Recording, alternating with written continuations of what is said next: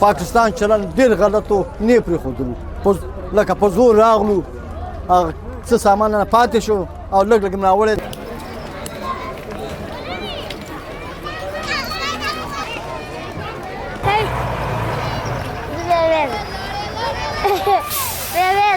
موږ درې کاله پاکستان کې مهاجر وخت مو تېر کړ ډېر ذلیله پوه شو ډېر وکړی دی پوه شو خپل وطن ته راغلو خپل وطن باندې ډېر خوشحاله یو چې راغلي خپل وطن ته کله چې ووتم که نه پاکستان او افغانستان ښار ته پوه شو خاوره مې وموچ کړه دومره خوشحال بیخي انا بیخي اوښکې روان بیخي خوشحالېدل